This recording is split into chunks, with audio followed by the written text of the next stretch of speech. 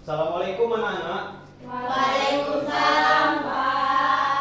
Selamat pagi. Pagi, Pak. Baiklah, sebelum memulai pembelajaran kita pada hari ini, alangkah baiknya untuk berdoa terlebih dahulu. Untuk ketua kelas, silakan memimpin doa. Baiklah, sebelum kita memulai pembelajaran hari ini, mari kita berdoa untuk ajaran dan kepercayaan masing-masing. Berdoa dimulai. Doa selesai. Baiklah, terima kasih kepada ketua kelas. Bagaimana kabarnya hari ini? Baik, Pak. Baik ya. Apakah ada yang tidak hadir? Hadir semua. Sudah hadir semua? Sudah. Akan belajar mata pelajaran ilmu pengetahuan alam. Sebelumnya materi kita pelajaran pada hari ini yakni perubahan wujud zat. Apakah kalian pernah mendengar mengenai perubahan wujud zat? Pernah ya, tentunya itu sangat dekat dengan lingkungan sekitar kalian. Sebelumnya Bapak ada satu pertanyaan pembukaan untuk kalian. Baiklah, hari ini kita akan belajar mengenai perubahan wujud zat. Yang mana untuk tujuan pembelajaran kita pada hari ini ada di PPT slide yang Bapak tampilkan ini. Apakah ada yang dapat membantu Bapak untuk membacakan tujuan pembelajarannya? Dipersilakan untuk Yopa. Tujuan pembelajaran hari ini yang pertama menjelaskan perbedaan wujud zat berdasarkan model partikel. Yang kedua mengidentifikasi jenis-jenis perubahan wujud zat. Yang ketiga menjelaskan hubungan perubahan wujud dengan energi kalor. Yang keempat membedakan perubahan fisik dan kimia secara sederhana. Oke, terima kasih ya kepada Yopa. Nah, nantinya kita akan belajar 4 materi tentang mengenai perubahan wujud zat. Yang pertama itu ada wujud zat dan model partikelnya. Terus yang kedua itu ada identifikasi perubahan wujud zat. Yang ketiga itu ada hubungan perubahan wujud zat dengan energi kalor. Dan terakhir kita akan belajar tentang perubahan fisika dan juga perubahan kimia. Nah, sebelum masuk ke materi, Bapak akan tanya ke kalian, mengapa es dapat mencair ketika diberikan di suhu ruangan? Ada yang bisa jawab? Saya Pak. Silakan pada Rahma. Izin menjawab Pak, mengapa es bisa mencair ketika berada di suhu ruangan? Karena hal itu terjadinya perpindahan panas, yaitu dari udara sekitar yang hangat, sehingga membuat es itu perlahan mencair. Oke, terima kasih kepada Rahma. Jawabannya bagus banget ya. Nah, kita bakal cari tahu apakah jawaban dari Rahma tersebut apakah memang benar seperti itu, apakah tidak. Oke, baiklah, kita akan masuk ke materinya. Yang pertama itu kita akan mengenal wujud zat terlebih dahulu. Oke, sebenarnya wujud zat itu ada 3. Bentar. Wujud zat itu ada 3, yaitu ada padat, ada cair, dan juga terakhir ada gas.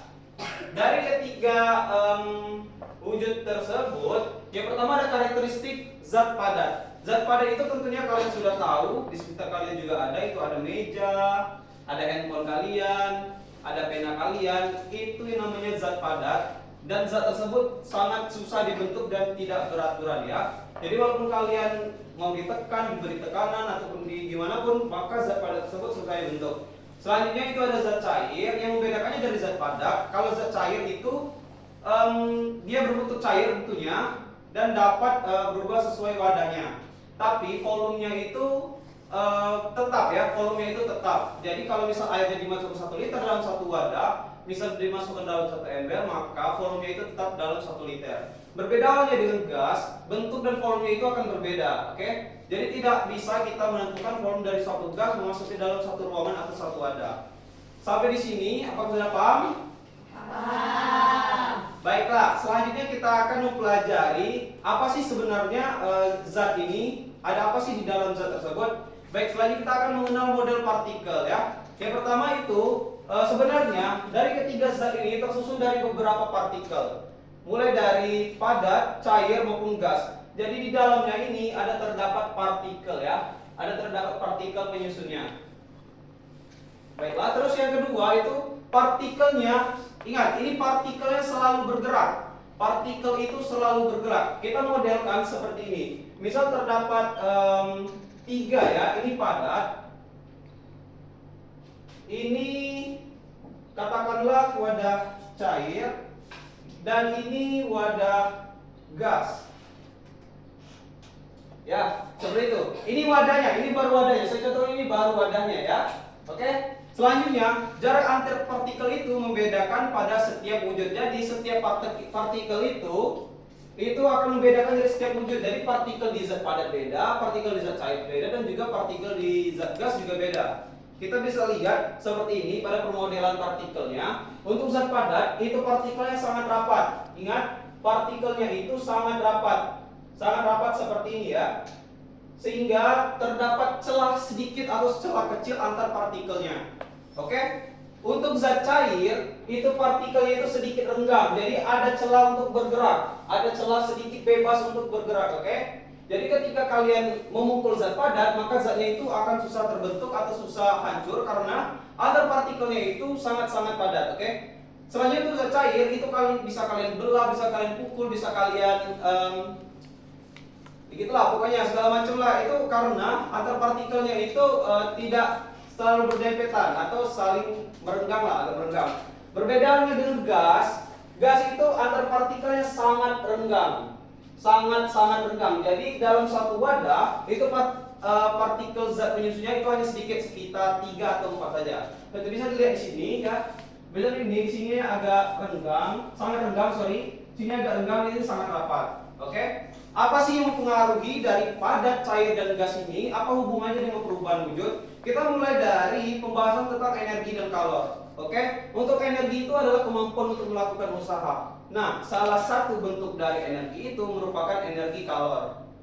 Energi kalor itu apa, Pak? Energi kalor itu merupakan energi yang berpindah dari suhu yang tinggi ke suhu yang rendah. Atau berpindah itu karena ada perbedaan suhu.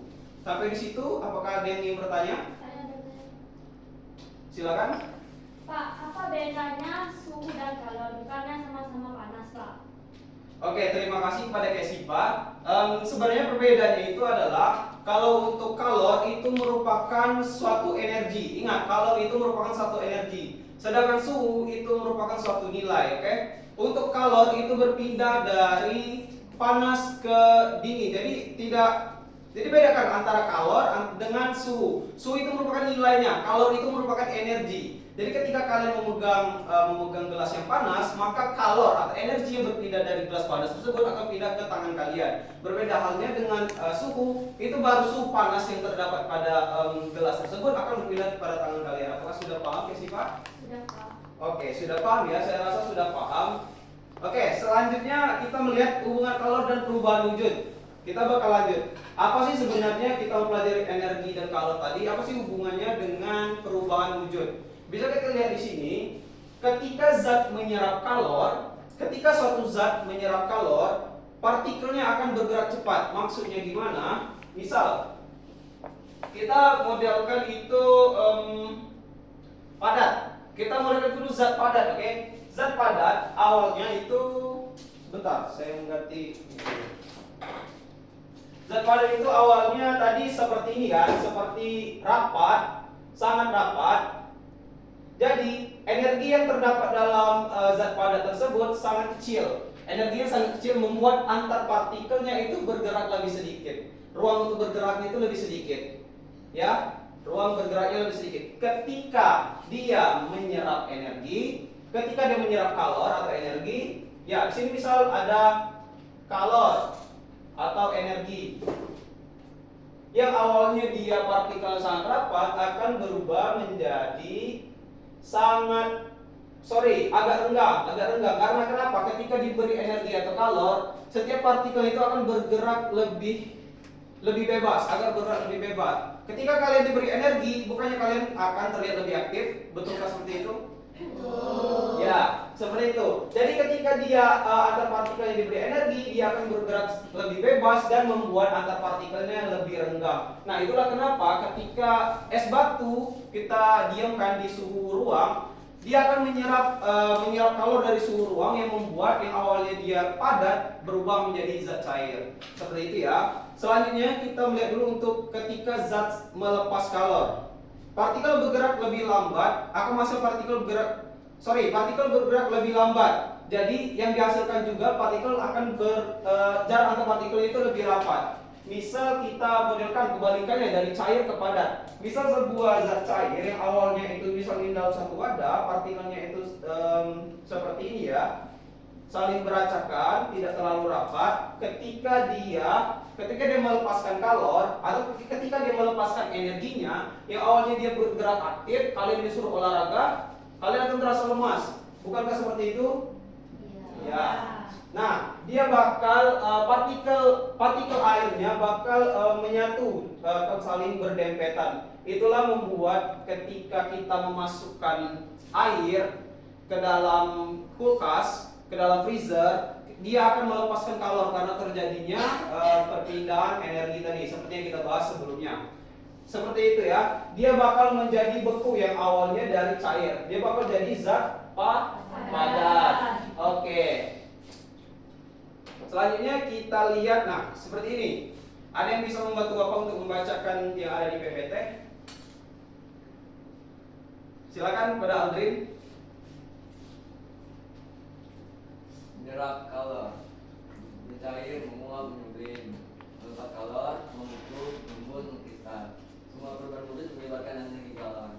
Oke, terima kasih kepada Aldrin. Nah, di sini merupakan contoh dari penerapan energi dan kalor ketika ini terjadi pada perubahan wujud zat ya.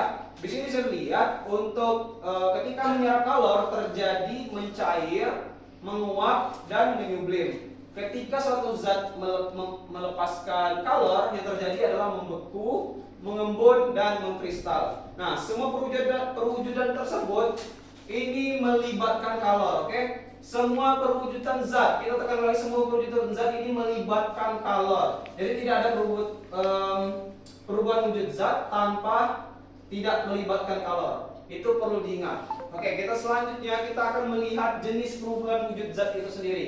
Mari kita bahas mulai dari mencair. Zat padat menjadi cair. Contoh lilin yang mencair ketika dipanaskan. Oke, bisa dilihat di PPT seperti ini, atau juga kalian bisa perhatikan di lingkungan sekitar kalian seperti es batu mencair seperti itu.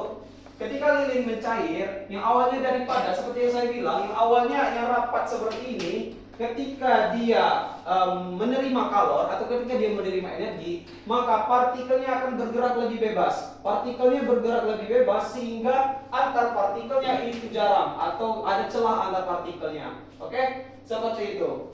Selanjutnya kita akan lihat dulu untuk membeku. Ini adalah proses kebalikannya, yaitu dari cair menjadi padat.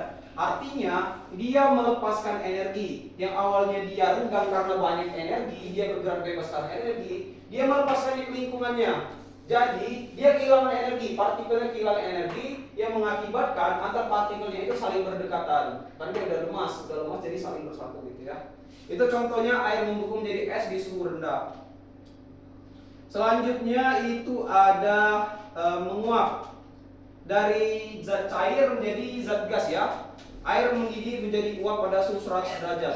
Nah, untuk cair menjadi gas ini merupakan fenomena memberikan kalor atau menerima kalor ya, menerima kalor. Yang awalnya zat cair itu merupakan dia renggang, ketika dia menerima kalor, dia bahkan sangat renggang ketika dia menerima kalor ya, berarti dia menerima energi yang banyak. Jadi antar partikelnya jadi sangat renggang seperti yang saya jelaskan pada awal tadi. Dia terdapat beberapa saja partikel dalam satu ruangan tersebut yang mengakibatkan karena dia terlalu dikit seperti ini, dia bisa terlepas di udara.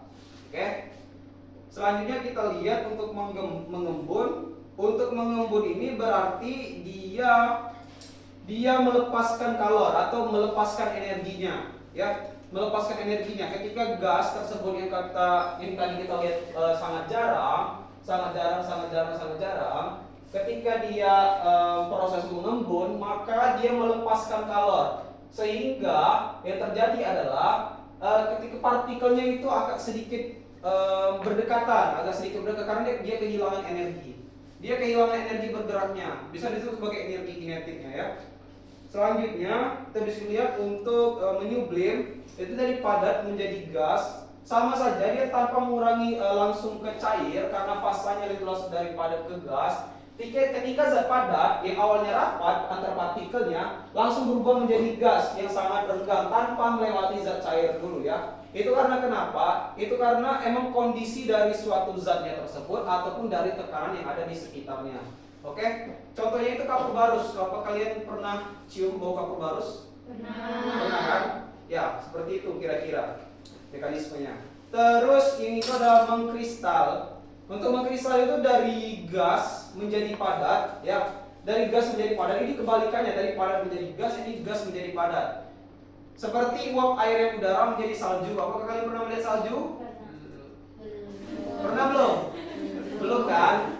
Tentunya saja belum ya. Nah, untuk gas menjadi padat ini, contohnya itu pada uap air yang ada di udara kita, ketika dia melepaskan energinya atau kalorinya secara ekstrim di udara, maka dia akan berubah menjadi padat, yang mana berarti dia kehilangan energinya, kehilangan energi kinetiknya, yang mana nantinya partikel H2O atau partikel airnya akan saling menyatu. Oke? Selanjutnya, nah sebelum itu Bapak pengen tanya nih kalian, ada yang bertanya nggak sampai sejauh ini? Ya, Pak. Silakan, Adri. Pak, apakah semua perubahan wujud bisa terjadi tanpa kalor? Nah, terima kasih ya Aldrin, pertanyaannya bagus banget. Untuk semua perubahan wujud zat, seperti yang saya katakan sebelumnya, semuanya itu melibatkan kalor. Jadi untuk perubahan wujud zat itu semuanya pakai kalor, oke? Tanpa kalor, pakai kalor atau pakai energi. Jadi tidak ada yang tidak menggunakan kalor. Karena kenapa? Karena kalor itu berperan dalam melakukan perubahan yang ada di partikel zat tersebut. Seperti itu Aldrin, apakah sudah paham? Oke, baiklah. Selanjutnya kita lihat apakah perubahan wujud zat ini, apakah dia merupakan perubahan wujud zat fisika atau kimia. Kita bisa pelajari di sini ya. Untuk perubahan fisika dan kimia itu apa sih bedanya? Yang pertama untuk perubahan fisika ya. Kalau perubahan fisika itu tidak menghasilkan zat baru, contohnya es mencair. Kita ketahui partikel es itu merupakan air ya, air atau H2O. Ketika dia beku, dia itu tetap air. Ya, dia itu tetap air. Jadi tidak ada menghasilkan zat baru. Tidak ada menghasilkan zat baru.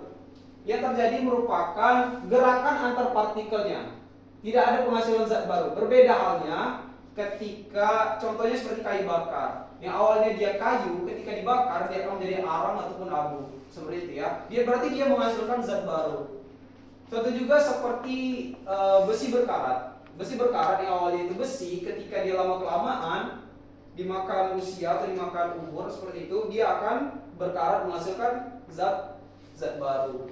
Oke. Nah, untuk kesimpulan untuk pembelajaran kita pada hari ini, apakah ada yang bisa untuk menyampaikan kesimpulannya? Ya, Pak. Silakan kepada Aldrin. Jadi kesimpulannya perubahan wujud zat terjadi karena adanya perpindahan energi kalor, Pak. Contohnya tadi ada membeku, mencair, mengembun, menyublim, dan mengkristal, Pak. Wah, pintar sekali Aldrin. Aplaus untuk Aldrin. Begitu ya. Untuk kesimpulannya bisa dilihat seperti ini. Yang pada intinya itu adalah perubahan wujud zat itu adalah perubahan energi yang menyebabkan perubahan susunan antar partikelnya. Jadi perubahan wujud zat itu merupakan perubahan energi. Sekali lagi perubahan energi. Yang awalnya gas itu energinya banyak menjadi padat, yang energinya dikit itu berubah. Yang awalnya energinya dikit seperti padat berubah menjadi banyak seperti gas, itu namanya berubah. Jadi kalau ada perubahan energi, maka struktur partikelnya juga akan berubah, yang membuat wujud zat tersebut bakal berubah. Apakah sudah paham? Nah, kalau sudah paham, Bapak punya kuis untuk kalian. Silakan kalau ada yang bisa menjawab, silakan untuk tunjuk tangan ya. Pertanyaan pertama, ini boleh kamu silakan tunjuk tangan. Proses perubahan zat dari gas menjadi cair disebut, ayo angkat tangan. Silakan. Rahma.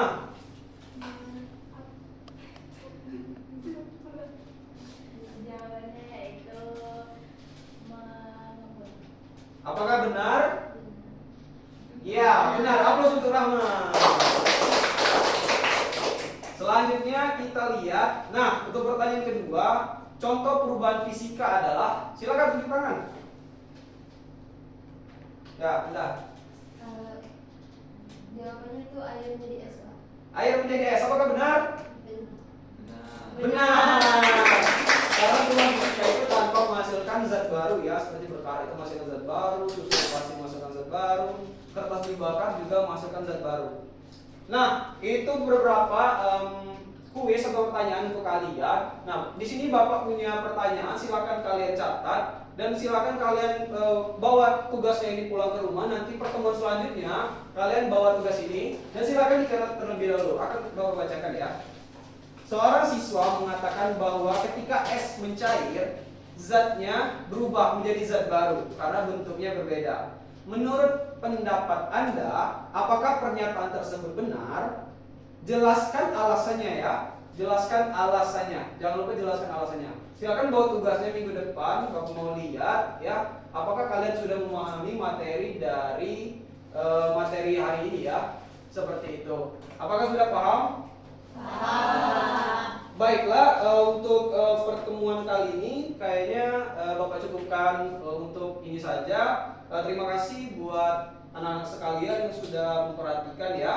Sebelumnya minta maaf kalau misal ada salah, kekurangan kata ataupun perbuatan. Apakah masih ada pertanyaan sebelum ditutup? Oke, kalau sudah cukup, Bapak akhiri. Assalamualaikum warahmatullahi wabarakatuh. Waalaikumsalam.